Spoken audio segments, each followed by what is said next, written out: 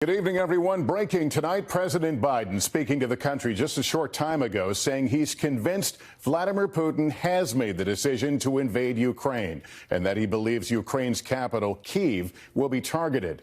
A defense official telling NBC News Russian forces have 40 to 50% of their forces in attack position. The president again calling out Russia for using an old playbook, accusing Putin of waging a disinformation campaign, painting Ukraine as the aggressor in shelling attacks in that country's east. The U.S. believes Russia is developing a pretext to invade. At a security conference in Munich, Germany, tonight, American and European leaders desperately looking for a way to peacefully thwart an invasion. It's where we start with Andrea Mitchell. With the U.S. saying there are now as many as 190,000 Russian forces surrounding Ukraine. President Biden tonight said he believes, based on U.S. intelligence, President Putin has decided to invade Ukraine within days. As of this moment, I'm convinced he's made the decision. We have reason to believe that. To be clear, you are convinced that President Putin is going to invade Ukraine. Is that what you just said a few moments ago? Yes, I did. Yes. So is diplomacy off the table then? No. And even saying where Russian forces will go. We believe that they will target Ukraine's capital, Kyiv, a city of 2.8 million innocent people. Earlier this afternoon, the president hosting a call with NATO leaders as Vladimir Putin hosts the president of Belarus, where tens of thousands of Russian troops are conducting military exercises on Ukraine's northern border. Upping the ante tomorrow with a more ominous display, planned tests of nuclear-capable ballistic missiles. We are in an active phase of joint military drills, he said today. And now the U.S. blames Russia for this week's cyber attacks against Ukraine. Tonight, the Biden administration is leading an urgent diplomatic scramble in Europe. Secretary Blinken getting Russia's foreign minister to agree to meet in Europe next week.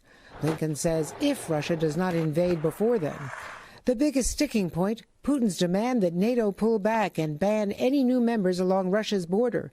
NATO standing firm against that. I think President Putin's been a little bit surprised at that solidarity, at the way that NATO has come together. Also at the Munich Security Conference, Vice President Kamala Harris, her highest profile appearance on the world stage, with a message to Putin. We are also committed, if Russia takes aggressive action, to ensuring there will be severe consequence. Andrea, now there are concerns about Ukrainian President Zelensky's plan to travel to Munich tomorrow. Exactly right. NBC News is reporting the administration has warned him it's risky to leave his country right now. Zelensky's spokesman tells us they'll make a last-minute decision tomorrow.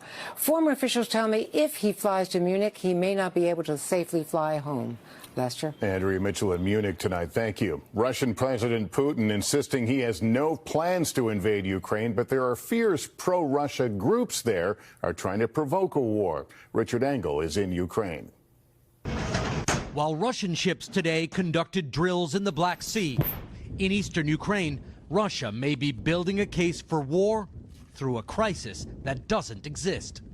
Today, Russian-backed separatists there on sympathetic social media channels put out a barrage of images appearing to show people bracing to be attacked by the Ukrainian military. An orphanage being evacuated.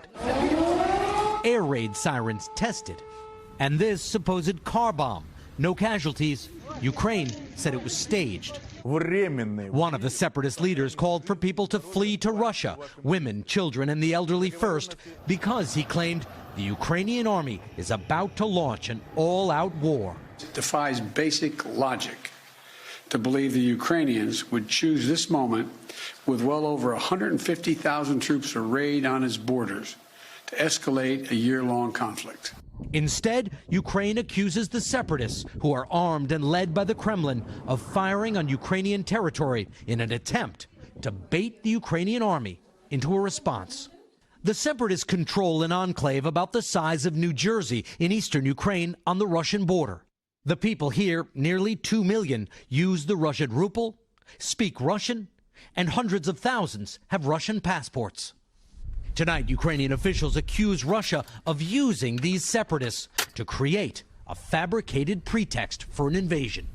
Ukrainian intelligence officials tonight warn that Russia is planning more provocations and has even planted bombs in separatist areas in order to blame Ukraine for casualties.